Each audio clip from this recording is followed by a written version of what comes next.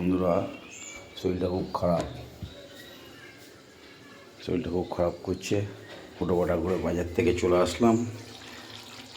এই খাসি মাংসটা রান্না করব ভাবলাম, তো রান্না করতে ভালো লাগলো না।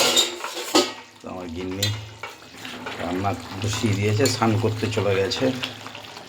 তো সেই কারণে আমি একটুখানি দেখেছি, হঠাৎ শরীরটা ডিস্টার্ব করছে, একটু গ্যাস হয়ে গেছে, রাতে ঠিক ঘুম হচ্ছে না।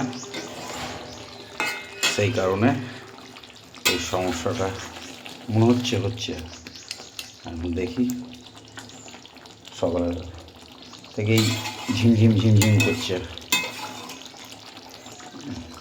ভালোই হয়েছে মোটামুটি, কিছুই দেখাতে পারলাম না বন্ধুরা, কিছু মনে করবেন না।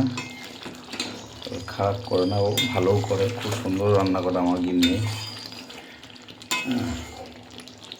এখনও একটু কষা হবে, একটু শর্টে মনে হচ্ছে যেন বসিয়ে দিয়েছে, কিন্তু টক দই যাবে, দেখা যাক একটুখানি। তো দেখুন বন্ধুরা, আমি টক দইটা রেডি করে ফেললাম। ও এখন স্নান হয়নি, ওর এখনও স্নান করছে। দিয়ে এবার টক দইটা একটু মাংসে দিয়ে দেবো, কারণ ওর একটু আসতে লেট হবে। যাই হোক, ভালোই হয়েছে,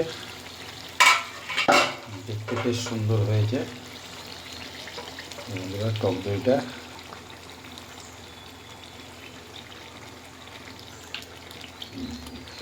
দিয়ে ভালো করে একটু নাড়িয়ে দেবো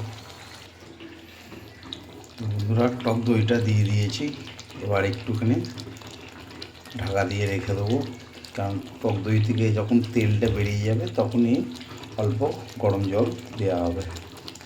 তো একটু ঢাকা দিয়ে দিই। তো দেখি বন্ধু, এই তো দেখুন কত সুন্দর তেলটা বেরিয়ে গেছে টক দই দেওয়ার পর। সুন্দর একটা তেল দেখুন বেরিয়ে গেছে, এটা হয়ে গেছে কমপ্লিট কষা। একটু জল দেবো, জলটা গরম করেছি। আলুটা যেহেতু মাংসের সাথেই দিয়ে দিয়েছে, কষার মধ্যেই আলুটা সেদ্ধ হয়ে গেছে, সুন্দর লাগছে বেশ। দেখুন গ্রেভিটা দেখুন কত ফাইন লাগছে। এবার জল দিয়ে দেবো,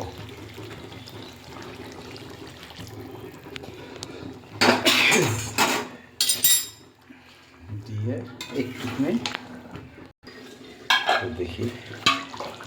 এই যে বন্ধু, আজকে একটু পাতলাই ঝোল হচ্ছে, মোটামুটি কমপ্লিট। এবার নামিয়ে ফেলবো, গ্যাস বন্ধ।